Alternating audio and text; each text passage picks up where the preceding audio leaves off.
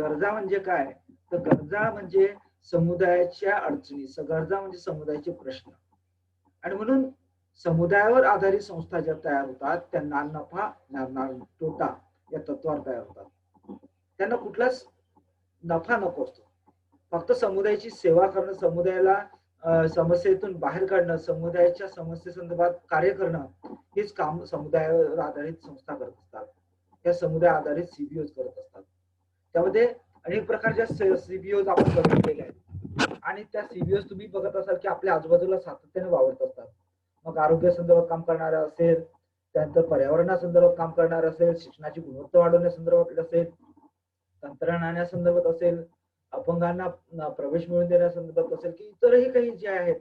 मग आपल्या आजूबाजूच्या लोकांना एखादा अर्ज पाठक करून द्यायचा असेल किंवा एखादी माहिती मिळवून द्यायची असेल, एखाद्याला प्रवेश मिळवून द्यायचा असेल किंवा इतरही काही आजूबाजूच्या लोकांच्या ज्या अडचणीत समुदायात राहणाऱ्या लोकांच्या अडचणी असतील त्या अडचणीत सोडवण्यासाठी त्या संस्था काम करत असतात.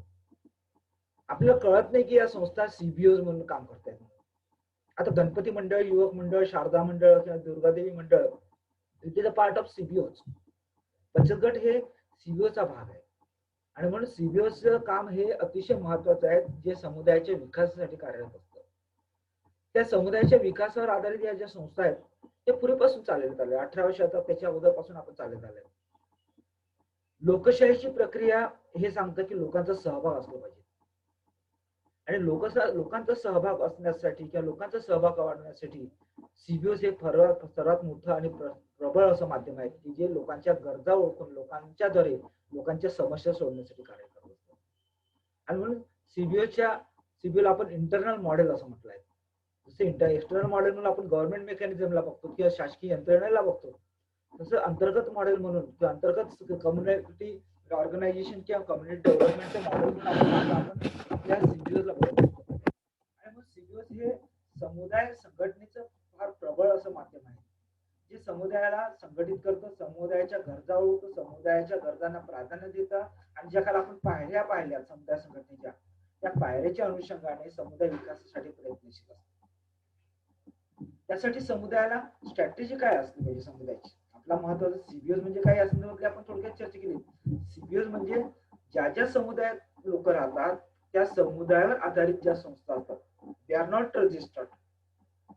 प्रत्येक संस्था ही रजिस्टर्ड असलीच पाहिजे असं नाही, संस्था नोंदणीकृत असली पाहिजेत असं नाही. तर ज्या संस्था ज्या समुदाय स्तरावर कार्यरत आहेत, ज्या समुदायासाठी कार्यरत करत आहेत, अशा सगळ्या संस्थांना आपण समुदाय आधारित संस्था असं म्हणतो, ज्याला सीबीओ असं म्हणतो.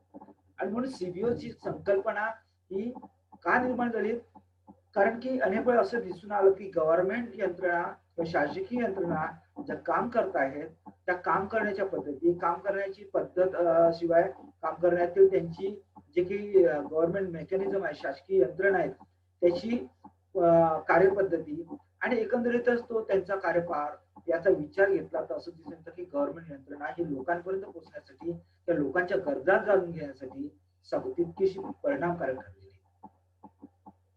आणि म्हणून लोकांच्या गरजा जाणून घेण्यासाठी किंवा लोकांना असं वाटलं पाहिजे की ही संस्था आपली आहे, यासाठी सीबीओ पर्यंत पोहोचणं हे सीबीओ हे महत्वाचं माध्यम ठरलंय. कारण की जसं गव्हर्नमेंट मेकॅनिझम हे सक्सेस झालं नाही, फक्त शासकीय अधिकारी यायचे, ते काहीतरी पाहायचे, काहीतरी योजना द्यायचे आणि ते चालले जायचे. पण त्या लोकांना पाहिजे का, ती लोकांच्या आवडीची आहे का, लोक त्यात सहभागी होतात का आणि लोकांना त्यातून काहीतरी फायदा झाला का, या सगळ्या संदर्भातला विचार कुठेच नव्हता. मग हा जो विचार आहे, हा विचार देणारं काहीतरी माध्यम पाहिजे, असा विचार पुढे निर्माण झाला. एनजीओ सुद्धा काही काम मर्यादा आल्या, जसं गव्हर्नमेंट मेकॅनिझमला शासकीय यंत्रणेला काही मर्यादा आल्या, तशाच स्वयंसेवी संस्थांना सुद्धा मर्यादा आल्या. स्वयंसेवी संस्था या बाहेर होत्या, स्वयंसेवी संस्था या बाहेरच्या लोकांनी तयार केलेल्या होत्या, स्वयंसेवी संस्थाचे धोरण हे बाहेरच्या लोकांनी तयार केलेले होते, स्वयंसेवी संस्थांची कार्यपद्धती ही बाहेरच्या लोकांनी ठरवलेल्या होत्या. फक्त ते त्या समुदायात जाऊन, त्या गैड्यात जाऊन, त्या गावात जाऊन ते काम करत होते. त्यामुळे तितकंसं परिणामकारक जे चित्र उभं राहायला पाहिजे तितकंसं परिणामकारक चित्र ते उभं राहू शकलं नाही. आणि मग असं दिसून आलं की शासकीय यंत्रणेपेक्षा गव्हर्नमेंट किंवा मग एनजीओ पेक्षाही काहीतरी असं काहीतरी आहे त्या समुदायात की जे समुदायातच होत घडतं आणि समुदायातूनच लोकांचा सहभाग मिळतो आणि समुदायातील लोक ते कार्य पार पाडतात. आता एखाद्याच्या गरीबाचं घरचं लग्न असलं आणि गरीबाच्या घरचं गरीब मुलीचं लग्न असलं तर समुदायातील लोक एकत्रित येतात, धान्य गोळा करतात, पैसा गोळा करतात, त्या मुलीचं लग्न लावून देतात. It is a part of community based organisation. It is a function of community based organisation. म्हणजे तिथे ती संवेदना त्या समुदायातील लोकांमध्ये निर्माण होते. तिथे ती जाणीव त्या समुदायातील लोकांमध्ये निर्माण होते. त्या प्रत्येकाला त्याविषयी कळकळ आहे, त्याविषयी झळ आहे, त्याविषयी संवेदना आहे आणि मग समुदायातील लोक म्हणतात की नाही काय चला आपण आपला हातभार लावला पाहिजे आणि आपलं उत्तरदायित्व पार पाडलं पाहिजे. आणि या अनुषंगाने मग समुदाय बेस्ड ऑर्गनायझेशन या कामाला लागतात. म्हणजे मला सांगायचं हेतू की लोकांना एकत्रित करण्याचं किंवा लोकांचा सहभाग मिळवण्याचं एक सशक्त माध्यम म्हणून समुदायावर आधारित संस्थांकडे बघितलं जातं. जे गव्हर्नमेंट मेकॅनिझम, ज्याला गव्हर्नमेंट एनजीओ म्हणतो आपण किंवा मग एनजीओ, यापेक्षा सीबीओ जे आहेत ते सीबीओ हे अतिशय प्रभावीपणे काम करत होतात. आणि म्हणून सीबीओ हे लोकसहभागाचं प्रभावी माध्यम आहे किंवा लोकसहभाग मिळत असेल तर सीबीओच हे सीबीओच्या माध्यमातून काम केलं पाहिजे हा विचार पुढे निर्माण झाला. आणि म्हणून सीबीओ हे एक इंटरनल मॉडेल म्हणून आपण विचारात घेतोय आणि त्याच्या आधारे मग ते वेगवेगळे प्रकल्प असतील, वेगवेगळे उपक्रम असतील, वेगवेगळे योजना असतील त्या राबवल्या जातात. पण आता अडचण हे होतं की सीबीओला धोरणं ठरवायची. काय धोरणं ठरवायची आहेत की सीबीची धोरणं काय असतात तर गरजेनुसार उपक्रम राबवणं, गरजेनुसार कार्यक्रम राबवणं, गरजेनुसार योजना राबवणं, गरजेनुसार लोकांचे प्रश्न सोडवणं, हा एक साधारण स्ट्रॅटेजी असते. आता बचत गट जे स्थापन झाले आहेत त्याला आपण सीबीओ म्हणतो. काय भूमिका आहे बचत गटाची, कशासाठी स्थापन झाले बचत गट, कोणी सांगेल का तुमच्यापैकी? बचत गट का स्थापन झाले? अनुजोशी, का स्थापन झाले?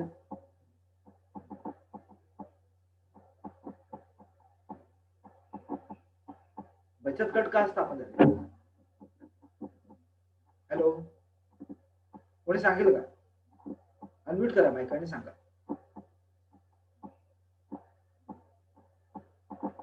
ज्याला आपण एसएचजी म्हणतो किंवा मराठीत स्वयंसहायता बचत गट म्हणतो किंवा स्वयंसहायता गट म्हणतो, कोणी सांगेल का? हॅलो, सांग काय कशासाठी स्थापन झाले बचत गट? हॅलो, हा बोल बोल. हॅलो, हा बोल हॅलो. हा बोल.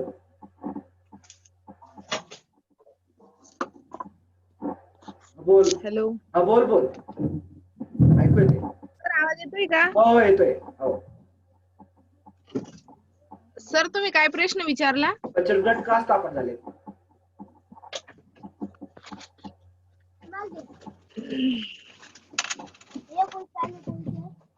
ऐकू आलं का? तर ठीक आहे, काही अडचणी आहेत, कोणाला सांगायचं असेल स्वतःहून तर सांगा. बचत गट चालू होण्याचा किंवा सुरू होण्याचा किंवा सुरू करण्याचा मुख्य उद्देश हा होता की त्या समुदायातील लोकांना सक्षम करणं किंवा त्या महिलांना सक्षम करणं. महिला एक समुदाय म्हणूया आपण आणि महिलांचा समुदाय याच्यावर आधारित जी काही संस्था स्थापन केली त्याला आपण बचत गट म्हणतो. मग त्याचा उद्देश काय होता की महिलांना सक्षम करणं. मग कुठल्या दृष्टिकोनातून सक्षम करणं? आर्थिक दृष्टिकोनातून सक्षम करणं, सामाजिक दृष्टिकोनातून सक्षम करणं, मानसिक दृष्टिकोनातून सक्षम करणं. या 3 महत्वाच्या गोष्टी होत्या की ज्याच्या आधारे समुदायावर आधारित ही संस्था स्थापन झाली. म्हणजे बचत गट ही संस्था का स्थापन झाली तर महिलांचं सक्षमीकरण करण्यासाठी बचत गट स्थापन झाली. मला हेच म्हणायचं की आपल्या समुदायावर आधारित संस्थेची स्ट्रॅटेजी काय आहे की समुदायातील घटकांना सक्षम करणं आणि समुदायातील घटकांना सक्षम करण्यासाठी जे काही लहान लहान मोठे गट संस्था कार्यरत आहेत त्या संस्थांचं कार्य हे समुदायाला विकसित करणं आहे, समुदायाला संघटित करणं आहे. आणि म्हणून जे काही समुदाय सीबीओची स्ट्रॅटेजी आहे ती समुदायातील लोकांना सक्षम करणं. मग फक्त सक्षम करायचं म्हणजे नेमकं काय करायचं तर फक्त असं म्हटलं चालेल का की देशमुख सरांनी म्हटलं की महिलांना आर्थिकदृष्ट्या सक्षम करायचं, सामाजिक दृष्ट्या सक्षम करायचं, मानसिक दृष्ट्या सक्षम करायचं असं म्हटलं की झालं का? नाही. त्यासाठी सक्षमतेचे काही आयाम आहेत, सक्षमतेचे काही पायंडे आहेत, सक्षमतेचे काही निर्धारित गोष्टी आहेत आणि त्या निर्धारित गोष्टींचा आपल्याला विचार करणं. मग त्यामध्ये काय आहे? मग सक्षम करायचं तर आपोआप सक्षम होतील का महिला? नाही. मग त्यासाठी कुठला तरी उपक्रम राबवणं. उपक्रम काय राबवायचा? तो उपक्रम राबवला त्यांनी बचत गट. मग बचत म्हणजे काय? तर पैसा संकलित करणं, पैसा एकत्रित करणं, पैशांची बचत करणं. मग ह्या माध्यम का ठरवलं त्यांनी? तर त्या माध्यमातून महिलांना जे काही भौतिक सुखाचं किंवा एकत्रित पैसा हे जे माध्यम आहे ते लोकांना एकत्रित करू शकतात, जे गरजांची पूर्तता करू शकतात आणि लोकांची अडचणी सुद्धा सोडू शकतात. म्हणून पैसा हे एक माध्यम ठेवलं आहे. आणि मग त्याच्यावर आधारित महिलांचा गट तयार करण्यात आला. ती झाली एक सीबीओ. मग हे सीबीओ काय काम करते? तर महिलांना पैसा गोळा करायला लावतात. महिलांचा पैसा गोळा झाल्यानंतर त्या आधारे त्यांचं डिस्ट्रीब्युशन होतं. कोणाला कर्ज पाहिजे असेल तर कर्ज देतं. कर्ज दिल्यानंतर त्यांच्या महिलांचं एकत्र येतात. त्यामध्ये सोशलायझेशन होतं, सामाजिकरण होतं. त्या महिला एकत्रित गप्पा मारतात, एकमेकांच्या सुखदुःखांची शेअरिंग करतात. त्यातून त्यांचं सामाजिकरण होतं, भावनांचं प्रगटीकरण होतं, भावनांचं उदारीकरण होतं, भावना हलक्या होतात, स्वतःचे एकमेकांचे सुखदुःख त्यांना कळतात आणि त्यातून मग त्या स्वतः चांगल्या प्रकारे आधार भेटतो त्यांना. आणि तितकंच त्या नव्हे तर आर्थिक आणि सामाजिक आधार भेटल्यानंतर त्यांचं मानसिक सबलीकरण सुद्धा होण्यास मदत होत असते. तर अशा प्रकारे सीबीओ याचा अर्थ आहे की समुदायातील लोकांनी एकत्रित येऊन स्वतःच्या गरजांच्या पूर्ततेसाठी किंवा स्वतःच्या समस्या सोडण्यासाठी जे काही ऑर्गनायझेशन केलं, संघटन केलं आहे, त्याला आपण सीबीओ म्हणतो. त्याला ऑर्गनायझेशन, समुदायावर आधारित संघटन असं म्हणतो. आणि आपल्याला याच्या माध्यमातून आपल्याला स्ट्रॅटेजीमध्ये किंवा धोरणामध्ये हे सांगायचं आहे की समुदायातील ज्या सीबीओचं धोरण काय, तर एकत्रित लोकांना आणणं, लोकांना सहभाग मिळवणं. तिसरं महत्वाचं आहे, हे सगळं फार मोठा लेख आहे माझा हा, तर तुमच्या याच्यावर टाकलाय गुगलवर, तो पाहून घ्याल. आणि गुगल सगळे विद्यार्थी पाहत राहतात की गुगलवर माझे A to Z नोट्स आहेत, ज्या कुठल्याही प्रकारच्या डुप्लिकेट्स नाहीत, बोगस नाहीत, चुकीच्या नाहीत. त्या अतिशय व्यवस्थित नोट्स आहेत, अतिशय चांगल्या नोट्स आहेत. तर त्यामुळे त्याचा वापर तुम्ही करा. असो तर तुम्हाला हे वाचायचं असेल तर तुम्ही पूर्ण वाचू शकता, ते गुगलवर आहे. तर तुम्हाला हे सांगायचं होतं की समुदायावर आधारित संस्थेचं धोरण काय आहे, तर पहिले लोकांना एकत्रित करणं, त्यांच्या सहभाग मिळवणं, त्यांच्या गरजा शोधणं, त्या गरजांवर आधारित कार्यक्रम ठरवणं, त्याचं प्लॅनिंग करणं, जे आपण काल पायऱ्या बघितल्या, त्या सगळ्या गोष्टी करणं हे सीबीओचं काम आहे. फक्त एक असतं की CBO they are not registered, either they are registered or not registered, they depend upon their policy. ते त्यांच्या नीतीवर आधारित आहे. अनेक संस्था अशा बचत गट कधी नोंदणीकृत झालेले तुम्ही बघितले का? नाही बघितले. बचत गट चालत आहेत, ते नाबार्डच्या अंतर्गत चालत असतील, DRDAच्या अंतर्गत चालत असतील किंवा अजून कुठल्या स्वरजयंती शहरी रोजगार शहरी उपक्रमांतर्गत चालत असतील, चालत असतील ते, but they are not registered. ते रजिस्टर्ड नाही, संस्था नोंदणीकृत नाही. त्या महिलांना एकत्रित केल्या, त्या गटाला एकत्रित केल्या, महिलांचा गट तयार केला आणि त्याच्यामध्ये भावनांचं शेअरिंग आहे, पैशांचं शेअरिंग आहे, विचारांचं शेअरिंग आहे, सामाजिक आंतरक्रियांचं शेअरिंग आहे आणि त्या शेअरिंग मधून मग त्या डेव्हलप होते. आज तुम्हाला कदाचित सुधाताई कोठारेंचं नाव ऐकलं आहे की मला माहित नाही, पण पुण्यामध्ये फार मोठी संस्था आहे सुधा कोठारेंची आणि त्यांच्या ज्या महिला बचत गटाच्या सदस्य आहेत त्या यशदाला जे काही IAS अधिकारी, IPS अधिकारी किंवा इतरही कुठल्या तत्सम अधिकारी येतात, यशदा हे ट्रेनिंग देणारी संस्था आहे, यशदा चव्हाण विद्या प्रबोधिनी नावाची, आणि तिथे सगळ्यांना ट्रेनिंग दिलं जातं. तर तिथे त्या या IAS IPS लोकांना ट्रेनिंग देण्याचं काम या महिला करतात बचत गटाच्या, सुधा कोठारेंच्या. त्या संस्थेचं नावही मला आठवलं तर मी सांगेल, मला माझ्या तोंडात आहे म्हणजे आता सध्याने आठवण आलं. तर त्या संस्थेचं बळी करतात म्हणजे तिथे त्यांचं सोशलायझेशन झालं, मेंटल इम्प्रुव्हमेंट झाला आणि त्यासोबत इकॉनॉमिकल इम्प्रुव्हमेंट झाला. आणि म्हणून मला हे सांगायचं की आपल्याला एक लक्षात घेणं गरजेचं आहे की आपण जेव्हा समुदायावर आधारित संस्थेचा काय संघटनाचा विचार करतो तेव्हा ते फार स्ट्रॉंग आहे. ते NGOs पेक्षा आणि गव्हर्नमेंट ऑर्गनायझेशन पेक्षा फार मोठा आहे.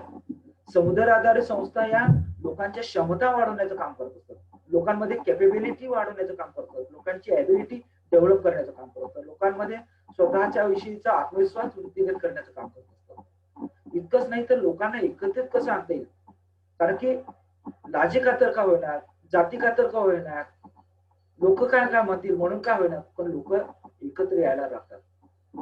मी मगाशी उदाहरण दिलं ते काय मुलीच्या लग्नाचं, मग एका मुलीच्या लग्नाला मदत करायची, मग ते समुदायातील लोक एकत्रित येतात.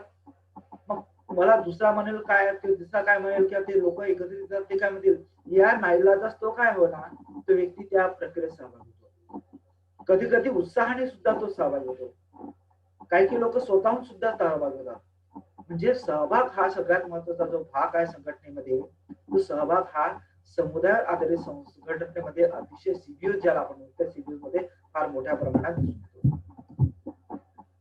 मग हे समुदाय संघटनेवर आधारित संघटनाचं जे काय आहे ते टॉप टू डाऊन अप्रोच वापरतात. आता टॉप टू डाऊन अप्रोच म्हणजे काय? टॉप टू डाऊन अप्रोच याचा अर्थ वरून खाली जी झिरपत येणारी प्रक्रिया ती लोकांच्या सहभागासाठी आहे. पहिल्या व्यक्तीपासून तर शेवटच्या व्यक्तीपर्यंतचा सहभाग वाढवणं गरजेचं आहे. आणि म्हणून त्यांनी इथे म्हटलंय की ग्रामीण विकासाकडे जाण्याचा दृष्टिकोन राज्यात टॉप टू डाऊन विकसित झालाय. लोकांचा परस्पर सहभाग, वर्ग शासन देईल, मग राज्य देईल, केंद्र शासन देईल, मग राज्य शासन देईल, मग जिल्हा स्तरावर येईल किंवा विभाग स्तरावर येईल, नंतर तालुका स्तरावर येईल, मग पातळीवर येईल, असं नाही. हा जो दृष्टिकोन आहे हा दृष्टिकोन बदलायचा. आपल्याला परस्पर सहभागाची जी काही संकल्पना आहे ती सीबीओच्या माध्यमातून निर्माण झाली. आणि म्हणून समुदाय एकत्रित येऊन समुदायाचं एकत्रीकरण करणं, समुदायाचा सहभाग वाढवणं हे सीबीओचं सगळ्यात महत्वाचं कारण आहे. आता सीबीओच्या संदर्भात महत्व आणि सीबीओचे दृष्टिकोन या संदर्भात आपण यामध्ये सगळं दिलेलं आहे. याच्या संदर्भात डिटेल सांगणार नाहीत, कारण की आपल्याला या संदर्भात तुम्हाला वाचायचं आहे. मी जे सांगितलं त्या सगळ्या गोष्टींचा उल्लेख याच्यामध्ये सगळ्यामध्ये केलेला आहे आणि तुम्ही तेच वाचू शकता. तर मला हे सांगायचं होतं की सीबीओ म्हणजे काय, समुदाय आधारित संघटना.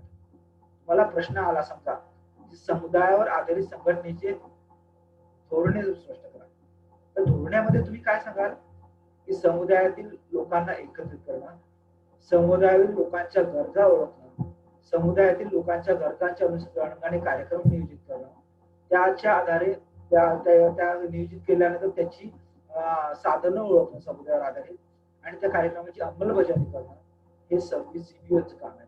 आणि या सीबीओ कोणते आहेत? मग गणपती मंडळ आहेत, विभाग मंडळ आहेत, बचत गट आहे, हे सगळे जे आहेत हे सगळे सीबीओ आहेत. त्यांना एफबीओ पण राहतात, फेथ बेस्ड ऑर्गनायझेशन. गणपती मंडळ आणि दुर्गादेवी मंडळ यांना फेथ बेस्ड ऑर्गनायझेशन सुद्धा म्हणतात, श्रद्धेवर आधारित मंडळ. आता हा एक वेगळा भाग आहे. श्रद्धेवर आधारित मंदिर, मस्जिद, गुरुद्वारा, चर्च, बुद्धविहार हे सगळे फेथ बेस्ड ऑर्गनायझेशन आहेत, ज्याला एफबीओ असं म्हणतो. आणि एफबीओ जे आहेत ते एफबीओ सुद्धा समुदाय संघटित करण्याचं काम करत असतात, त्या सीबीओला सपोर्ट करण्याचं काम करत असतात.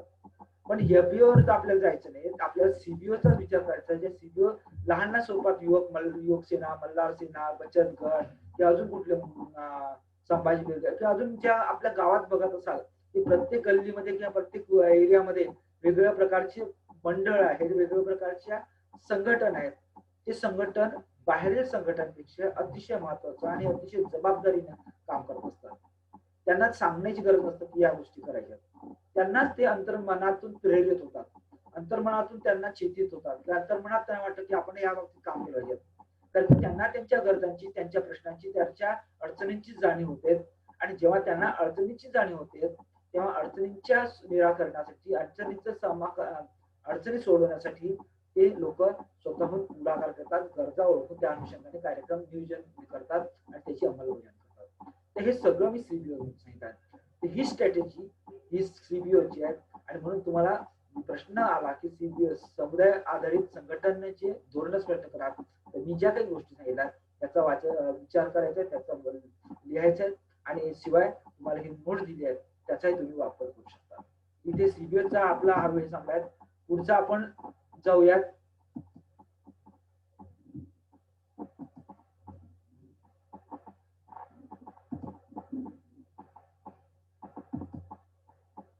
रोल ऑफ कम्युनिटी ऑर्गनायझर, समुदाय संघटकाची भूमिका. आता समुदाय संघटकाची भूमिका या संदर्भात आपण चर्चा करू. आपण अनेक वेळा म्हणतो की रोल म्हणजे काय, बेसिकली भूमिका म्हणजे काय. आता तुम्ही रिपोर्ट मध्ये पण लिहितात की समुदाय संघटकाची भूमिका. आता तुम्हाला कदाचित कम्युनिटी ऑर्गनायझेशन सांगितलं, भूमिका म्हणजे काय नेमकं. तर भूमिका म्हणजे आपण जे काम नियोजित केलं आहे, आपण जे काम ठरवलेलं आहे, तर की तिथे जाऊन वेळेवर काम करणं म्हणजे रोल नाही. ज्याला आपण पोस्टकाप म्हणतो, तुम्ही कदाचित BAW ला शिकला असाल. पोस्टकाप किंवा आता MBA सेकंड इयरला पण कदाचित पॉलिसीमध्ये असेल. तर planning, organisation, staffing, reporting, budgeting हे जे काही आहेत पोस्टकाप, USCARB, हे पोस्टकाप हे अतिशय महत्वाचं आहे.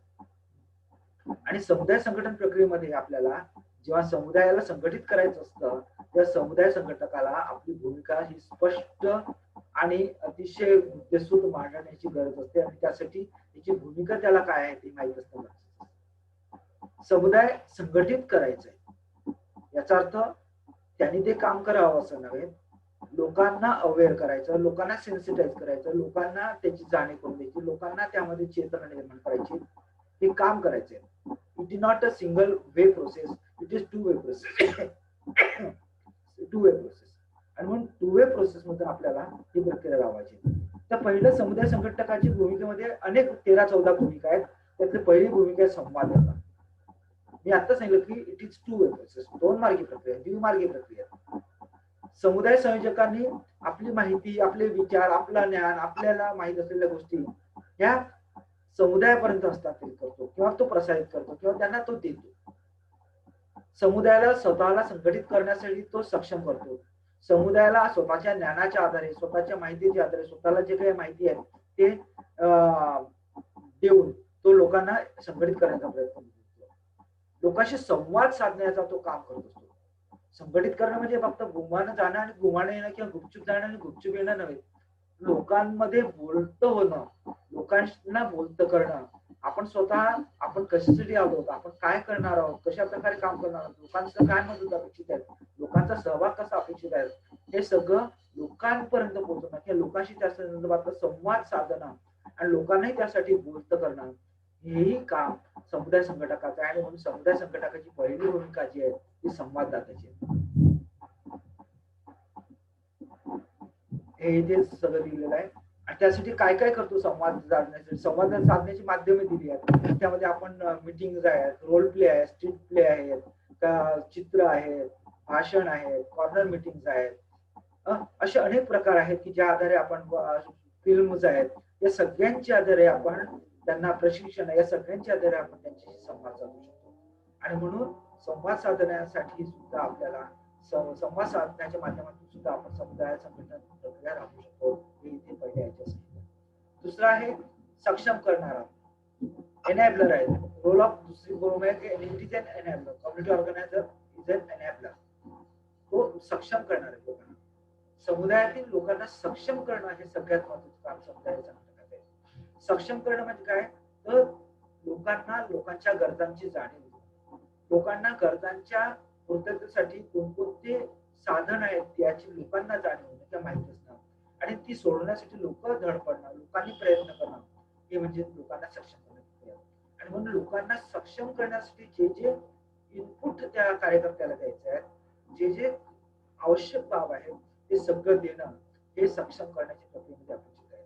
कारण की समाजाला सक्षम करायचं असेल, समुदायाला सक्षम करायचं असेल तर त्यांना लोकांना स्वतःला फ्रीडम देणं, लोकांना स्वतःच्या गरजांची जाणीव करण्यासाठीची मुभा देणं, त्यांना त्या संदर्भातला असलेला अहम, त्या संदर्भात असलेला इगो, त्या संदर्भात असलेला पूर्वग्रह, त्या संदर्भात असलेली अंधश्रद्धा, त्या संदर्भात असलेले गैरसमज हे दूर करणं आणि त्यांना स्वतःच्या गरजांची पूर्तता करता येऊ शकतात, त्यांना स्वतःच्या गरजा समस्या ओळखता येऊ शकतात, या सगळ्या संदर्भात एक जाणीव करून देणं, ते करण्यासाठी प्रेरणा देणं, हे काम सुद्धा समाज कार्यकर्ता म्हणून समुदाय संघटक या भूमिकेतून सक्षम करणारा कार्यकर्ता, समुदाय संघटक म्हणजे सक्षम करणारा कार्यकर्ता आहे, अशी एक जाणीव त्या समुदाय संघटकाच्या भूमिकेतून कार्यकर्ते करतात. त्यानंतर तिसरी भूमिका आहे ती ऍनिमेटरची आहे.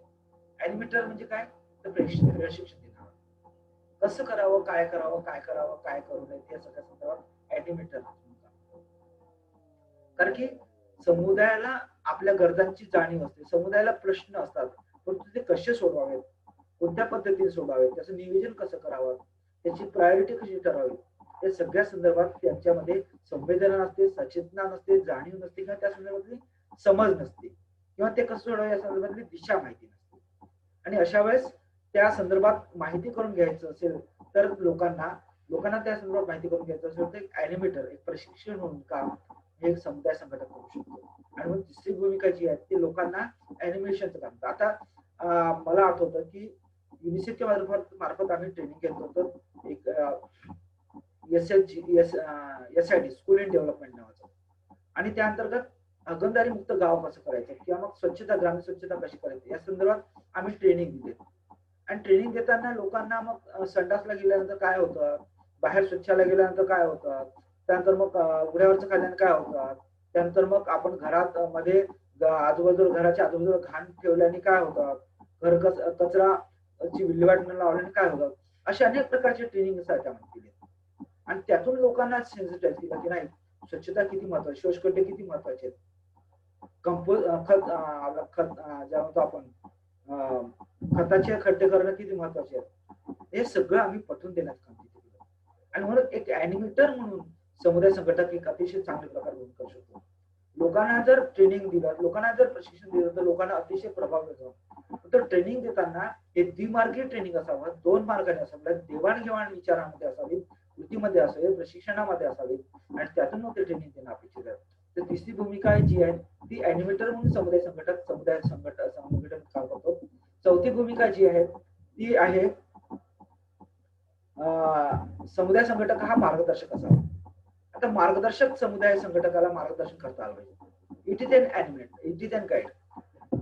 तो गाईड असला पाहिजे. काय चांगलं, काय वाईट, काय योग्य, काय अयोग्य, कोणते साधनं वापरावी, कोणती साधनं वापरू नयेत, गरजांची पूर्तता करताना प्रायोरिटी कोणत्या गरजेला द्यावी, या सगळ्या संदर्भात काय कशा प्रकारे ती द्यावी, का द्यावी, या सगळ्या संदर्भात आणि मार्गदर्शन करण्याचं काम, समस्येला सामोरं कसं जावं या सगळ्या संदर्भात दिशा देण्याचं काम हा समुदाय संघटक करत असतो. आणि म्हणून समुदाय संघटनाची चौथी भूमिका ही मार्गदर्शकाची आहे.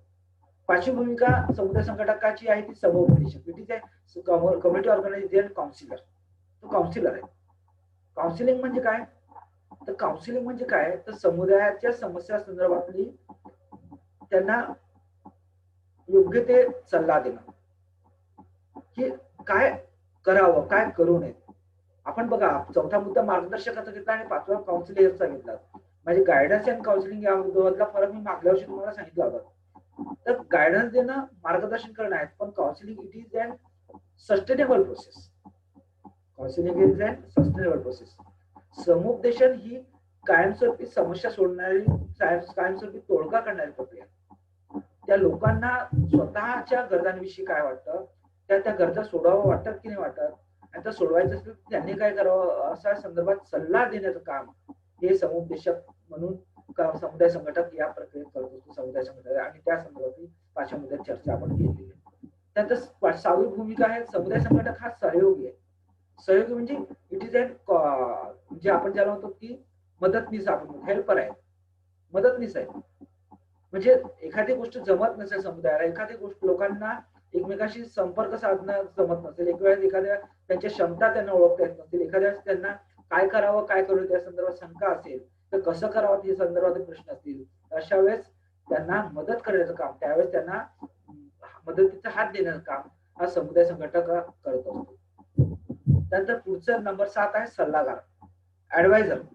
इथे म्हटलंय समुपदेशक आणि इथे 7वा आहे ऍडवायझर. ऍडवाइस द्यायचं. Advice and counselling both are different. Advice कोणाला देतो आपण, सल्ला देतो आपण जेव्हा आपल्याला त्यांना ते कळत नाही किंवा त्यांना ते जमत नाही, तेव्हा की या पद्धती समुदायाच्या लोकांना बचत गट तयार करायचा, मग बचत गट कसा तयार करायचा या संदर्भात दिलेली माहिती म्हणजे ऍडवाइस आहे. या संदर्भात दिलेला मंत्र म्हणजे ऍडवाइस आहे. या संदर्भात दिलेली दिशा म्हणजे ऍडवाइस आहे. आणि म्हणून समुदाय संघटनामध्ये लोकांमध्ये जे काही आहे त्या लोकांमध्ये जी माहिती आहे ती माहिती देण्याचं काम करतो, परंतु एक्झॅक्ट काय करायचं, अगदी बरोबर काय करायचं आणि या संदर्भातलं जे काही नॉलेज आहे, या संदर्भातलं जे कौशल्य आहे, या संदर्भातले जे काही ज्ञान आहे ते देण्याचं काम आपण समुदाय संघटक या नात्याने सल्लागार म्हणून करतो. त्यानंतर पुढचा 8वा मुद्दा आहे नवा उपक्रम स्थापित करणारा, म्हणजे इनोव्हेटिव्ह प्रॅक्टिशनर, नाविन्यपूर्णता आणणार. समुदायामध्ये नाविन्यपूर्णता असणं अपेक्षित आहे. जसं आता मी सांगितलं की पेरे पाटलांचं गाव आहे औरंगाबाद जिल्ह्यातलं. तिथे त्यांनी काय केलं, तर सगळ्या गावाला सगळ्या प्रकारचं पाणी फ्री आहे आणि सगळ्या प्रकारचं पाणी फ्री आहे. म्हणजे गरम पाणी आंघोळीसाठी वेगळं आहे, पिण्यासाठी वेगळं आहे, आंघोळ धुण्यासाठी वेगळं आहे, जनावरांच्या वापरासाठी वेगळं आहे आणि प्रत्येक पाण्यासाठी वेगवेगळ्या प्रकारचे सुविधा. It is N innovative practice.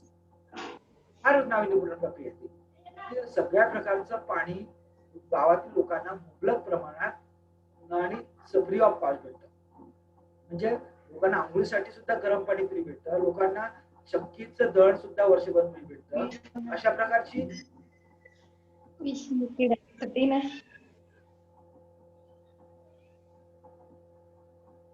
Deepali बळवी mute करा तुमचा आवाज. हो सर. तर नाविन्यपूर्णता उपक्रमात असणं आणि त्या संदर्भातली संवेदना असणं, त्या संदर्भात आपल्यामध्ये कल्पकता असणं हे अतिशय महत्वाचं आहे. आणि कल्पकता, नाविन्यपूर्णता समुदायातील उपक्रमामध्ये, समुदायातील गरजांच्या पूर्ततेमध्ये आणणं हे सुद्धा समुदाय संघटकाचं काम आहे. पुढचा आहे 9वा मुद्दा, समुदाय संघटक हा मॉडेल असला पाहिजे. Model, it is an idol. आता समुदायाला प्रेरणा देणं, प्रेरणेचा स्रोत म्हणून काम करणं हे समुदायाचं कारण. त्याच्यामध्येच आदर्शवाद नसेल, तोच काही चांगल्या प्रकारचं वागत नसेल, त्याच्यामध्येच काही कल्पना नसेल, त्याच्यामध्ये मार्गदर्शन करण्याचं संदर्भात सामर्थ्य नसेल, तर तो काय आयडॉल? म्हणजे मॉडेल म्हणून समुदाय संघटक पाहिजे. अण्णा हजारे आपण का म्हणतो? अण्णा हजारे मॉडेल झाले. पोपटराव पवार आपण का म्हणतो? कारण की ते मॉडेल आहेत. नंतर मग चेतराम पवार आपण मॉडेल का म्हणतो? कारण की त्यांनी करून दाखवले. They are model. हिवरे बाजार असेल, रायगड सिद्धी असेल किंवा मग बारीपाडा असेल, it is model, ideal model. कारण मॉडेल विलेज आहे ते. आणि म्हणून मॉडेल विलेज संकल्पना जशी आहे तशीच मॉडेल पर्सन म्हणून समुदाय संघटकाला पाहिजे. त्याच्यामध्ये काही आहे त्या संदर्भातली संवेदना असली पाहिजे, ज्ञान असलं पाहिजे, माहिती असली पाहिजे, कौशल्य असलं पाहिजे. आणि म्हणून त्या समुदाय संघटक हा सुद्धा मॉडेल असला पाहिजे आणि ती भूमिका मॉडेल म्हणून ती भूमिका त्याला पार पाडायची. त्याच्या कन्सेप्ट क्लिअर असले पाहिजे. काय करायचं काय नाही करायचं या संदर्भात त्याला दिशा स्पष्ट माहिती असणार. आणि म्हणून या संदर्भात विचार करणं आवश्यक आहे. त्यानंतर पुढचं या संदर्भातील समुदाय संघटकाची भूमिका महत्वाची आहे. आणि नंतर नंबर 10 आहे, समुदाय संघटक हा प्रेरक असला पाहिजे. ठीक आहे, प्रमोटर किंवा मग याला म्हणतो प्रेरणा देणारा असला पाहिजे. गरजा आणि समाधान यापर्यंत, गरजा शोधण्यापासून तर समस्येचं समाधान होईपर्यंत सातत्यपूर्ण प्रेरणा देण्याचं काम हा समुदाय संघटकाला करायचे आहे. आणि म्हणून प्रेरक हा असला पाहिजे. समुदाय संघटक हा प्रेरक असला पाहिजे. त्यांना उत्तेजित करण्याचं, उत्तेजित तसेच त्यांना चांगल्या कामासाठी उत्साह निर्माण करण्याचं काम, त्यांना प्रेरणा देण्याचं काम, त्यांच्यामध्ये चैतन्य निर्माण करायचं काम, त्यांना कामात उत्साह निर्माण झाला पाहिजे, त्यांना सहभाग देताना आनंद वाटला पाहिजे, त्यांना सहभाग दिल्यानंतर त्यातून समाधान भेटलं पाहिजे. या सगळ्या संदर्भातली प्रेरणा, या सगळ्या संदर्भातली चेतना, संवेदना निर्माण करायचं काम समुदाय संघटकांनी करायचे आहेत. आणि म्हणून समुदाय संघटक हा प्रेरक आहेत, ही भूमिका आहे. त्यानंतर समुदाय संघटक हा उत्प्रेरक आहे. समुदाय संघटक हा उत्प्रेरक आहे. म्हणजे समुदाय संघटकाचा प्रेरक देतो की भावना नियंत्रण कसं ठेवायचं याच्याही संदर्भात काम करतो. काम किती नियंत्रित करायचं, काम किती मर्यादित करायचं, काम करायचं, प्रेरणा द्यायची, त्यामध्ये किती संयम असला पाहिजे, किती संतुलन असलं पाहिजे, किती नियंत्रण असलं पाहिजे, याच्या संदर्भातही नियंत्रण ठेवण्याचं काम किंवा या संदर्भातही योग्य ती दिशा देण्याचं काम हा समुदाय संघटक उत्प्रेरक म्हणून करत असतो. त्यानंतर नंबर 12 आहे, समुदाय संघटक हा वकील आहे. समुदाय संघटक इज अन ऍडव्होकेट. ऍडव्होकेट देतो. वकील काय करतो काम? वकील हा शिलाची समस्या या कोर्टात मांडतो, त्याच्या बाजूने योग्य ते दिशा काढणं काम करतो. तसंच वकील म्हणून आपल्याला समुदाय संघटक म्हणून काम करायचे, वकिलाच्या भूमिकेतून काम करायचं. समुदायाच्या गरजा आणि त्यावर आधारित उपक्रम, समुदायाच्या गरजा आणि त्यावर आधारित विधान, समुदायाच्या गरजा आणि त्यावर आधारित जे काही उपाय आहेत ते शोधण्याचं काम एक समुदाय संघटक. आणि म्हणून आपल्या समुदायाच्या गरजांच्या पूर्तीसाठी जे जे काम करता येईल वकील म्हणून ते सगळं करण्याचं, म्हणजे आपली समुदायाची बाजू, ज्या समुदायासोबत गरजांच्या पूर्तीसाठी काम करणार आहोत त्याची बाजू लावून ठेवण्याचं काम, त्या संदर्भात एका ज्याला आपण खिंड लढवण्याचं काम किंवा मग एका प्रकारे वकिली करण्याचं काम आपल्याला करायचं आहे. की काय चांगलं, काय योग्य, काय नाही, काय चांगलं जास्तीपणे न्याय मिळवून देणार राहील, हे सगळं करण्याचं काम हे समुदाय संघटक वकील म्हणून करतो. त्यानंतर 13वा आहे, समुदाय संघटक हा सुविधादाता आहे. इट इज अन ज्याला म्हणतो की बराच शब्द आहे मराठी इंग्रजी facilitator. It is an community organiser and facilitator. सुविधा देत आहेत. समुदायाला माहित नसतं की कोणत्या सुविधा आपल्यासाठी आहेत. समुदायाला योजना माहित नसतात. समुदायाला अनेक प्रकारचे उपक्रम माहित नसतात. मग समुदायाला ज्या गरजा आहेत त्या गरजांच्या अनुषंगाने कोणकोणत्या सुविधा उपलब्ध आहेत.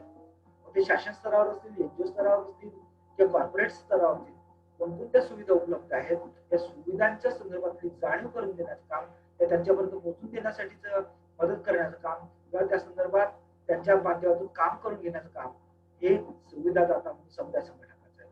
तर की लोकांच्या गरजा आणि लोकांच्या गरजांच्या अनुषंगाने लोकांच्या गरजांच्या पूर्ततेसाठी ज्या ज्या सुविधा आहेत त्या सुविधा देण्याचं काम समुदाय संघटना इथे करत असतो. एकूण 13 भूमिका आहेत समुदाय संघटना. या सुद्धा आपण Google क्लासरूमवर टाकलेल्या आहेत. तुम्ही बघू शकता. सगळ्या नोट्स तुमच्या सगळ्या याच्या आहेत. तुम्ही Google क्लासरूम रेफर करा आणि 3 तारखेला पेपर आहे. आपला दररोज 3 तारखेपर्यंत आजची तारीख आहे 1. उद्या पण पेपर आपला पिरियड राहणार आहे आणि परवा आपले हे राहणार. उद्यापर्यंत जे शिकवलं जाईल ते सगळं पुढच्या पेपरमध्ये राहणार आहे. इथे आपला आजचा पिरियड संपलाय. कोणाला काही अडचण असेल, प्रश्न असेल तर विचारू शकता.